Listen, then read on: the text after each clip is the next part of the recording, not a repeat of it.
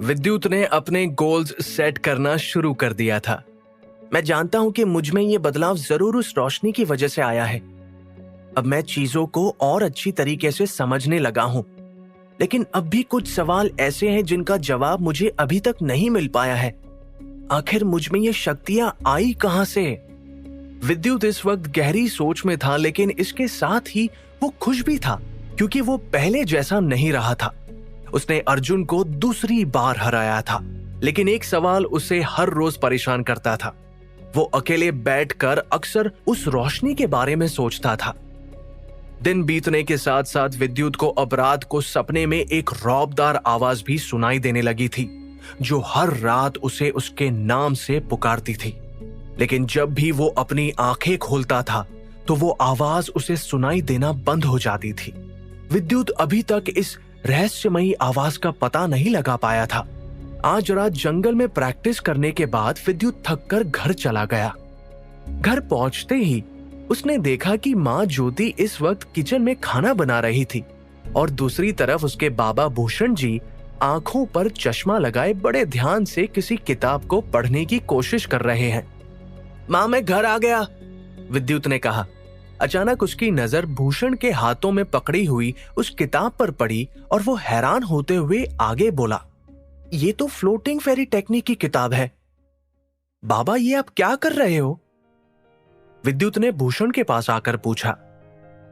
कुछ नहीं बेटा, मैं बस इस किताब को पढ़ने की कोशिश कर रहा था, लेकिन इसके अक्षर धुंधले पड़ चुके हैं। चश्मा लगाकर भी मुझे कुछ समझ नहीं आ रहा है। भूषण की बात सुनकर विद्युत मन ही मन मुस्कुराने लगा, क्योंकि वो उन अक्षरों को साफ साफ देख और पढ़ सकता था। बाबा, ये बहुत ही पुरानी किताब है, मैं आपके लिए दूसरी किताब ला दूंगा। विद्युत की बात सुनकर भूषण ने मुस्कुराते हुए हाँ में अपना सिर हिला दिया कि तभी ज्योति ने कहा, विद्युत, हाथ मुंह धो लो, खाने का वक्त हो गया है। चलो सब साथ बैठकर खाना खाते हैं। हाँ हाँ माँ, मुझे बहुत भूख लगी है। इतना कहने के बाद विद्युत झट से हाथ मुंह धोकर अपने माँ बाबा के साथ खाना खाने लगा। माँ, पता है, अब मैं पहले से बेहतर परफॉर्म करने लगा हूं, मुस्कुराते हुए बोला। विद्युत की बात सुनकर ज्योति प्यार से उसके बालों को सहला रही थी। खाना खाने की कुछ देर बाद विद्युत अपने छोटे से कमरे में जाकर सोने की तैयारी करने लगा। इतने दिनों से लगातार रोज प्रैक्टिस करने की वजह से वो बहुत थक चुका था। देखते ही देखते विद्युत गहरी नींद में सो गया कि तभी अचानक उसके कान में एक रौबदार आवाज फिर से गूंजी। उठो विद्युत, विद्युत, आज मैं तुम्हें तुम्हारे सभी सवालों के जवाब दूंगा। यह आवाज सुनकर अचानक विद्युत की आंख खुल गई। मेरी आवाज का पीछा करते रहो। विद्युत को अचानक एक बार फिर वो आवाज सुनाई दी, लेकिन इस वक्त वो वाकई सपना नहीं देख रहा था। आज से पहले उसे जितनी बार भी यह आवाज सुनाई दी थी तब वो नींद में था, लेकिन इस बार ये सब उसके साथ सचमुच हो रहा था। विद्युत के मन में बहुत से सवाल थे। वो बिना कुछ सोचे समझे उस आवाज का पीछा करने लगा था। विद्युत ने जैसे ही अपने घर की चौखट से कदम बाहर रखे तो वो एक सुनसान काले जंगल में पहुंच गया। ये कौन सी जगह है? विद्युत घबराते हुए बोला। वो अभी छोटा था और कभी इतने अंधेरे में अकेले बाहर नहीं गया था। अब उसे डर लगने लगा था। आज से पहले वो कभी सपने में भी ऐसी जगह पर नहीं गया था। तभी उसकी आंखें चमकने लगीं और वो गहरे काले अंधेरे में भी सब कुछ साफ साफ देख पा रहा था। अचानक उसे आसमान में एक रोशनी की किरण दिखाई दी। इस रोशनी को तो मैं पहले भी देख चुका हूं। ये बिल्कुल वैसी ही रोशनी है जैसी मुझ में समा गई थी, विद्युत धीमी आवाज में बड़बड़ाया। तुम अपने सवालों के जवाब चाहते हो, है ना? उस रहस्यमयी आवाज ने कहा। एक बार फिर वो अनजान आवाज सुनकर विद्युत कांप उठा और लड़खड़ाती हुई आवाज में बोला, कौन है वहां? सामने आओ। तुम जानना चाहते हो कि तुम्हें ये शक्तियां कैसे मिली? मैं ब्रह्म देवता हूं, इस संसार का विधाता। मैंने ही तुम्हें कुछ खास शक्तियां दी है। तुम्हारे पूर्वज मुझे बहुत मानते थे, उन्होंने मुझे अपनी अपार भक्ति से खुश किया था। कई सालों पहले मैंने तुम्हारे पूर्वजों को वरदान दिया था कि मैं आने वाले वक्त में उनके वंशज को कुछ ऐसी शक्तियां दूंगा जिससे वो सब पर राज कर सकेगा। तुम मेरी तरह सब कुछ कर सकते हो। मैं जानता हूं तुम बहुत मेहनती हो। मैंने अपना वरदान पूरा किया। अब सब कुछ तुम्हारे हाथों में है। तुम्हें इन शक्तियों का सही इस्तेमाल करना होगा, वरना ये तुमसे छीन ली जाएंगी। लगता है मैं अब भी नींद में हूं, विद्युत खुद को चूंटी काटते हुए बोला। वो अपनी आंखों को बार बार मसल कर सामने देखने की कोशिश कर रहा था। उसे ये सब कुछ एक सपने की तरह लग रहा था। उसे अभी भी लग रहा था जैसे वो कोई रहस्यमयी कहानी सुन रहा हो। उसे कुछ समझ नहीं आ रहा था, आखिर वहां हो क्या रहा था। धीरे धीरे विद्युत को महसूस हुआ कि वो कोई सपना नहीं देख रहा है। ब्रह्म देवता मुझसे बात कर रहे हैं, विद्युत चौंकते हुए बोला। वो हैरान होते हुए अपनी चमकदार आंखों से आसमान से आती हुई उस रोशनी की तरफ देख रहा था। अब तुम्हें तुम्हारे सवाल का जवाब मिल चुका है। लेकिन मैं इससे आगे की विद्युत कुछ कह पाता। अचानक वो रोशनी कहीं गायब हो गई। एक बार फिर चारों तरफ अंधेरा छा गया। विद्युत को अपनी आंखों देखी पर यकीन नहीं हो रहा था, लेकिन अभी अभी उसने जो देखा वो बिल्कुल सच था। उसे ये शक्तियां ब्रह्म देवता ने वरदान के तौर पर दी थी। इसका मतलब इतने दिनों से मेरे साथ जो भी हो रहा था वो ब्रह्म देवता की दी हुई शक्तियों का कमाल था, विद्युत मन ही मन बड़बड़ाया। अब धीरे धीरे वो अंधेरा भी कहीं गायब सा होने लगा था। बेटा, तुम इतनी रात को दरवाजे पर खड़े होकर क्या कर रहे हो? कहीं तुम नींद में तो नहीं चल रहे? अचानक विद्युत को उसकी मां की आवाज सुनाई दी। ज्योति की आवाज सुनकर विद्युत को महसूस हुआ कि वो इस वक्त अपने घर की दहलीज पर खड़ा हुआ था। वो मां, मैं विद्युत ने लड़खड़ाते हुए कहा। रात बहुत हो चुकी है, जाओ जाकर सो जाओ, ज्योति बोली। हाँ मां, विद्युत ने धीमी आवाज में कहा और फिर वो चुपचाप अपने कमरे में आकर बैठ गया। वो इस वक्त गहरी सोच में डूबा हुआ था। अभी अभी उसे साक्षात ब्रह्म देवता ने अपने दर्शन दिए थे। वो कुछ समझ नहीं पा रहा था कि वो इस वक्त किस तरह रिएक्ट करे, लेकिन अब वो जान गया था कि ये शक्तियां उसे कैसे मिली थी और उसे इनका सही इस्तेमाल करना था।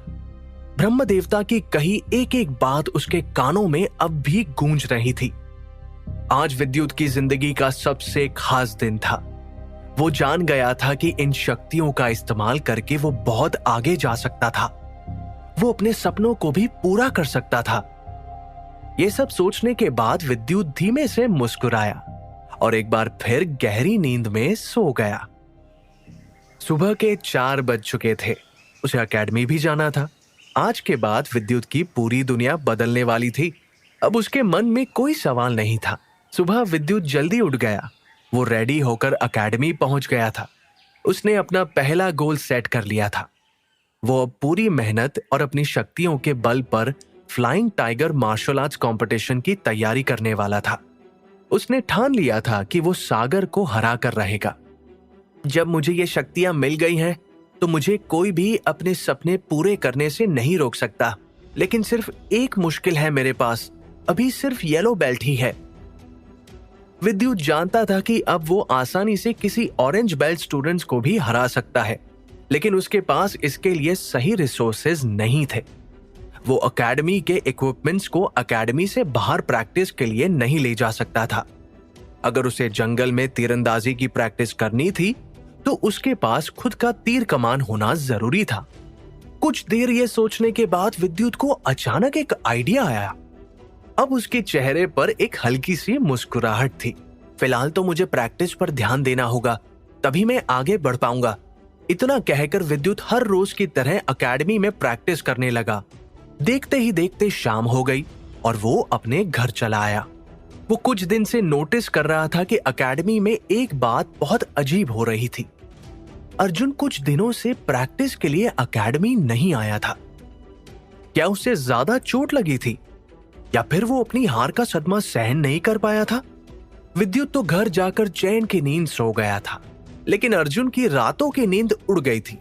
एक बड़े से फ्लैट में अर्जुन के रूम की लाइट्स अब भी ऑन थी। हारने के बाद वो किसी को मुंह दिखाने लायक नहीं रहा था, इसलिए वो एकेडमी नहीं जाना चाहता था। उस विद्युत को मैं सबक सिखा कर रहूंगा। अर्जुन ने अपने रूम का दरवाजा खोला और अपने बड़े भाई के रूम में जाकर कहा, भाई, आपको मेरी मदद करनी होगी। उस विद्युत ने मुझे दोबारा हरा दिया। अर्जुन ने खुद को कमरे में बंद कर लिया था। घर वाले भी परेशान थे, लेकिन वो बस किसी भी तरह विद्युत से बदला लेना चाहता था। दोबारा हारने की वजह से वो कहीं मुंह दिखाने लायक नहीं रहा था। अर्जुन की बात सुनकर नकुल उसकी तरफ हैरान होते हुए देखने लगा। नकुल देखने में अर्जुन से लंबा था। उसके छोटे छोटे काले घने बाल और भूरी आंखें थी। भाई प्लीज मेरी मदद करो, आपको मेरी हार का बदला लेना ही होगा। अर्जुन नकुल के सामने गिड़गिड़ाते हुए बोला। वो चाहता था कि नकुल विद्युत को सबक सिखाए। वो बस किसी भी तरह विद्युत से बदला लेना चाहता था। नकुल के पास ऑरेंज बेल्ट थी और उसे 13 changes of position snake technique बहुत अच्छी तरह आती थी। वो अपनी टीम के टॉप 5 स्टूडेंट्स में से एक था। अगली सुबह विद्युत जल्दी उठकर एंग्री ड्रैगन फेस्ट और एयर पुशिंग ब्रीदिंग टेक्निक की प्रैक्टिस करने के लिए एकेडमी आ गया था। विद्युत ने अब तक खुद को इन दोनों तकनीक में माहिर कर लिया था। मैं इन टेक्निक्स की वजह से ऑरेंज बेल्ट हासिल कर सकता हूं, विद्युत प्रैक्टिस करते हुए बोला। प्रैक्टिस के बाद ब्रेक में लंच करते वक्त उसे अचानक अपने उस आइडिया के बारे में याद आया और वो खाना खत्म करने के बाद फौरन मार्केट चला आया। पूरी मार्केट का चक्कर लगाने के बाद विद्युत को आखिरकार वो चीज मिल ही गई जिसे वो ढूंढ रहा था। उसने एक बड़ी सी दुकान के अंदर जाकर दुकानदार से पूछा, इस तीर कमान की कीमत कितनी है? आखिर विद्युत तीर कमान से क्या करने वाला था? क्या वो अपनी शक्तियों का सही इस्तेमाल करके फ्लाइंग टाइगर कंपटीशन जीत पाएगा? और न जाने अब अर्जुन विद्युत से अपनी हार का बदला कैसे लेगा? तीर कमान की कीमत जानना चाहता था। वो आंखों में चमक लिए उस तीर कमान की तरफ ही लगातार देखे जा रहा था। वो तीर कमान दिखने में बहुत ही अच्छा और मजबूत लग रहा था। उसे विद्युत 100 से 50 मीटर की दूरी पर आसानी से निशाना लगा सकता था। विद्युत की बात सुनकर दुकानदार ने कहा, यह छोटे बच्चे के खेलने की चीज नहीं है, इसकी कीमत बहुत ज्यादा है। विद्युत जानता था कि उसे तीर कमान खरीदने के लिए बहुत से पैसों की जरूरत होगी, जिसके लिए उसने पहले से ही सेविंग करना शुरू कर दिया था। इसकी कीमत 5,000 रुपए है, दुकानदार ने कहा। 5,000? क्या आप थोड़े पैसे कम नहीं कर सकते? विद्युत ने मायूस होकर कहा। उसके पास इतने पैसे नहीं थे और वो तीर कमान खरीदने के लिए अपने माँ बाबा को परेशान नहीं करना चाहता था। ठीक है, मैं तुम्हारे लिए 500 रुपए कम कर देता हूँ, दुकानदार मुस्कुराते हुए बोला। उसकी बात सुनकर विद्युत को बहुत खुशी हुई। थैंक यू, विद्युत ने एक्साइटेड होते हुए कहा। और फिर तीर कमान के साथ कुछ तीर खरीदने के बाद अब विद्युत की सारी सेविंग्स खत्म हो चुकी थी। अब मुझे प्रैक्टिस करने से कोई नहीं रोक पाएगा। विद्युत जाते जाते मुस्कुराते हुए अपने हाथ में पकड़े तीर कमान की तरफ देखने लगा और बोला।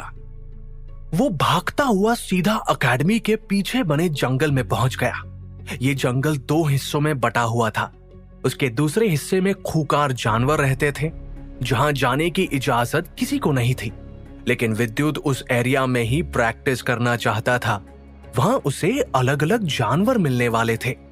थोड़ी देर बाद विद्युत लाइटली फ्लोटिंग फेरी टेक्निक यूज करके पूरी रफ्तार से भागता हुआ जंगल के उस खतरनाक हिस्से में पहुंच गया था। वहां चारों तरफ पेड़ ही पेड़ थे। जंगल में कुछ ऐसे जानवर भी थे जिनके पास अजीबोगरीब शक्तियां थी। वक्त के साथ ऐसे जानवरों ने खुद को और भी ताकतवर बना लिया था। अगर वो जानवर कभी शहर में घुस जाए तो सब कुछ तबाह कर देंगे, इसलिए उस एरिया को अक्सर बंद करके रखा जाता था। और तो और वहां जाने की इजाजत भी किसी को नहीं थी। लेकिन कई बार मार्शल आर्ट स्टूडेंट्स प्रैक्टिस करने वहां चोरी से पहुंच जाते थे। वैसे भी एक काबिल मार्शल आर्टिस्ट ही उन खूंखार जानवरों का मुकाबला कर सकता था। लेकिन विद्युत जंगल में जानवरों से लड़ने नहीं आया था। वो तो बस जंगल में प्रैक्टिस करना चाहता था। क्या पता वो प्रैक्टिस के दौरान किसी ऐसे जानवर का शिकार कर पाए जिसकी चमड़ी को बेचकर वो अच्छे खासे पैसे कमा सकता था। बड़े जानवरों के साथ ऑरेंज और हायर बेल्ट वाले स्टूडेंट ही फाइट कर सकते थे। विद्युत का किसी बड़े और खूंखार जानवर को मारने का कोई इरादा नहीं था। उसने अपना टारगेट पहले ही सेट कर लिया था। वैसे भी वो इतने बड़े जानवर को अकेला उठाकर नहीं ले जा सकता था। विद्युत ने एक गहरी सांस ली और अपनी चमकदार आंखों से जंगल में चारों तरफ देखने लगा। कुछ दूर पर उसे लंबा चौड़ा पेड़ नजर आया। विद्युत भागता हुआ पूरी रफ्तार के साथ सबसे ऊंचे और लंबे पेड़ के ऊपर चढ़ गया। करीब 100 मीटर की ऊंचाई पर पहुंचकर वो अपनी शक्तियों का इस्तेमाल करके जंगल में दूर दूर तक देख सकता था। अभी विद्युत लाइटली फ्लोटिंग फेरी टेक्निक को पूरी तरह सीख नहीं पाया था, इसलिए इतनी ऊंचाई पर चढ़ने के बाद उसके दिल की धड़कनें बढ़ने लगी थी। विद्युत ने पेड़ की एक मजबूत टहनी पर खड़े होकर जंगल के कोने कोने तक अपनी नजरें दौड़ाना शुरू कर दिया। उसकी चमकती हुई आंखें करीब 10 किलोमीटर की दूरी पर होने वाली छोटी से छोटी हलचल को भी साफ साफ देख पा रही थी। विद्युत देखना चाहता था कि उसके आसपास कोई खतरा तो नहीं है, जैसे कोई खूंखार जानवर। कुछ ही देर में उसे पता चल गया कि उस एरिया में करीब 20 खूंखार जानवर हैं, जो उसे नुकसान पहुंचा सकते थे, लेकिन उनमें से सिर्फ एक ही जानवर विद्युत के नजदीक था। मेरे आसपास फिलहाल कोई खतरा नहीं है, अब मैं अपना काम शुरू कर सकता हूं। विद्युत ने गहरी सांस ली और तीर कमान को हवा में उठाते हुए बोला। विद्युत का पहला निशाना एक चमकीले धब्बे वाला सांप था, जो कि एक पेड़ की टहनी पर लटका हुआ था। वो विद्युत से करीब 10 मीटर की दूरी पर था। विद्युत ने अपनी शक्तियों का इस्तेमाल किया और सांप की दिशा में निशाना लगाने लगा। देखते ही देखते वो तीर सांप के शरीर के आर पार हो गया, जिसकी वजह से सांप तड़पता हुआ जमीन पर फड़फड़ाने लगा। कुछ ही सेकंड्स में उसकी मौत हो गई। चमकीले धब्बों वाला वो सांप इस जंगल के सबसे खतरनाक जानवरों में से एक था। इसे तो कोई ऑरेंज बेल्ट स्टूडेंट ही मार सकता है, विद्युत मन ही मन बड़बड़ाया। अगर विद्युत उस सांप के नजदीक जाकर उसे मारने की कोशिश करता तो विद्युत की जान को खतरा था। वो सांप उसे पल भर में चकमा देकर डस लेता, जिससे विद्युत की मौत भी हो सकती थी। विद्युत जानता था कि उसे इस सांप के दांत बेचकर बहुत फायदा होने वाला था। इससे वो ज्यादा से ज्यादा पैसे कमा पाएगा और प्रैक्टिस के लिए अपने इक्विपमेंट्स भी खरीद पाएगा। सांप को मारने के बाद विद्युत ने अपना दूसरा टारगेट ढूंढना शुरू कर दिया था। वो अपनी चमकती हुई आंखों से अपने नए शिकार को ढूंढ रहा था कि तभी उसे एक चील की आवाज सुनाई दी। वो अपने लंबे लंबे पंख हवा में फैलाए आसमान में उड़ रही थी। वो कोई मामूली चील नहीं थी, वो दिखने में बहुत बड़ी और ताकतवर लग रही थी। किसी येलो बेल्ट स्टूडेंट का उसके साथ मुकाबला करना नामुमकिन था। अगर विद्युत ने इसका शिकार कर लिया तो इसे बेचकर वो बहुत पैसे कमा सकता था। अब विद्युत की चमकती हुई आंखें उस बड़ी सी चील को ही देख रही थी। विद्युत ने उस चील पर निशाना लगाने के लिए अपना सबसे खास तीर चुना था। उस तीर पर एक खास किस्म का पदार्थ लगा हुआ था, जो किसी भी जानवर के शरीर में घुसने के बाद धीरे धीरे उसके शरीर में फैलकर असर करना शुरू कर देता है। इससे उस जानवर का शरीर पैरालाइज होने लगता है और वो लड़ने के काबिल नहीं रहता। विद्युत ने एक बार फिर अपना तीर कमान उठाया और उस चील पर निशाना साधने लगा। वो चील पूरी रफ्तार के साथ हवा में अपने पंख फैलाकर उड़ रही थी। विद्युत का छोड़ा हुआ तीर तभी अपनी पूरी रफ्तार से उसका पीछा करने लगा। विद्युत ने इस बार कंटिन्यूअस मीटोराइट एरो स्किल का इस्तेमाल किया था। देखते ही देखते तीर उस चील के पेट में घुस गया।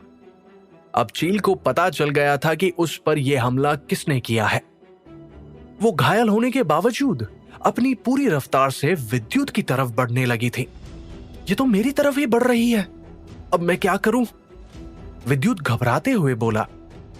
उसने फौरन लाइटली फ्लोटिंग फेरी टेक्निक का इस्तेमाल किया और झाड़ियों में छुप गया। भले ही विद्युत ने उस चील को घायल कर दिया था, लेकिन उसे वो ज्यादा नुकसान नहीं पहुंचा पाया था। वो अपनी पूरी रफ्तार से विद्युत की तरफ बढ़ रहा था। इस बार विद्युत ने खुद को बचाने के लिए झाड़ियों के पीछे छुपकर एक बार फिर अपनी तरफ बढ़ते हुए चील पर निशाना लगाया। इस बार उसका निशाना सीधा चील की आंखों पर जाकर लगा। जिस वजह से वो चील हवा में इधर उधर उड़ने लगा। उसे कुछ नजर नहीं आ रहा था। कुछ ही सेकंड्स में वो चील सीधा जमीन पर आकर गिर गया। ऐसा इसलिए हुआ क्योंकि विद्युत के तीर पर जहर लगा हुआ था। जहर ने अपना काम करना शुरू कर दिया था, जिसकी वजह से वो चील देखते ही देखते तड़प तड़प कर मर गया। उसे देखकर विद्युत के चेहरे पर एक हल्की सी मुस्कुराहट थी। वो दोनों जानवरों को बेचकर अच्छे खासे पैसे कमा सकता था। इतने पैसे जितने उसने अपनी पूरी जिंदगी में नहीं देखे थे। विद्युत इन जानवरों को बेचकर मिलने वाले पैसों से अपने लिए प्रैक्टिस के इक्विपमेंट्स खरीदने वाला था। मुझे और पैसे चाहिए होंगे। विद्युत उस चील की तरफ देखकर मन ही मन बड़बड़ाया। उन जानवरों को अच्छे दाम पर बेचने के बाद वो घर चला आया। अगले 3 दिन तक विद्युत रोज जंगल के उस खतरनाक हिस्से में जाकर जानवरों का शिकार करता रहा। इस बार विद्युत ने कई अलग अलग और कुछ जानवरों का शिकार किया था, जिससे उसे अच्छे खासे पैसे मिल सकते थे। इस सतरंगी सांप से मुझे बहुत पैसे मिल सकते हैं, विद्युत ने एक्साइटेड होकर कहा। ये हरी चिड़िया मेरे बहुत काम आएगी। ये 2 सिर वाला कीड़ा बेचकर मैं बहुत से पैसे कमा सकता हूं। विद्युत ने इन 3 दिनों में बहुत से जानवरों का शिकार किया था। इसके लिए उसने लाइटली फ्लोटिंग फेरी और कंटिन्यूअस मीटियोराइट एरोस टेक्निक का सबसे ज्यादा इस्तेमाल किया था। अभी विद्युत लाइटली फ्लोटिंग फेरी टेक्निक के लो लेवल तक ही पहुंच पाया था। फिर भी उसकी स्पीड इतनी बढ़ गई थी कि वो किसी ग्रीन बेल्ट स्टूडेंट के साथ भी मुकाबला कर सकता था। अब विद्युत धीरे धीरे तीरंदाजी में भी माहिर होते जा रहा था। उसे लगने लगा था मानो तीरंदाजी उसके लिए ही बनी हो। अब उसे लगने लगा था कि अगर उसका सामना दोबारा किसी बड़ी चील से हुआ तो वो उसे एक ही वार में मार गिराएगा। पिछले 3 दिनों में विद्युत ने जानवरों के दांत और चमड़ी बेचकर बहुत पैसे कमा लिए थे। उसने 2 चील और करीब 8 अलग अलग जानवरों का शिकार किया था। इन जानवरों से मुझे बहुत फायदा होगा। विद्युत ने शिकार किए जानवरों की तरफ देखा और कहा। इसके बाद उसने शिकार किए हुए सभी जानवरों को एक बैग में डालना शुरू कर दिया। अब विद्युत जंगल से वापस घर जाने लगा था कि तभी उसे एक जोरदार दहाड़ सुनाई दी। उस आवाज को सुनकर विद्युत थोड़ी देर के लिए कांप उठा। ये कौन सा जानवर है? आवाज से तो लगता है कि यह बहुत ताकतवर और खतरनाक होगा, विद्युत अपने कानों पर हाथ रखते हुए बोला। और फिर वो अपनी तेज नजरों से इधर उधर देखने लगा। करीब 7 किलोमीटर की दूरी पर उसे एक 5 मीटर लंबा और बहुत ही बड़ा सफेद रंग का टाइगर नजर आया। ये सफेद रंग का टाइगर किसी नॉर्मल टाइगर से 2 गुना बड़ा था। उसके बड़े बड़े दांत और चमकीली आंखें थीं। उसकी दहाड़ की गूंज 10 किलोमीटर तक सुनाई दे रही थी। वो दहाड़ सुनकर जंगल में मौजूद दूसरे जानवर इधर उधर छिपने की कोशिश कर रहे थे। विद्युत उस टाइगर को देखकर थोड़ा घबरा गया था, लेकिन इसके बाद जब उसकी नजर भागते हुए कुछ मार्शल आर्ट स्टूडेंट्स पर पड़ी तो वो दंग रह गया। सब अलग अलग डायरेक्शन में फैल जाओ, वहां मौजूद उन स्टूडेंट में से एक लड़के ने कहा। उसके चेहरे पर डर साफ नजर आ रहा था।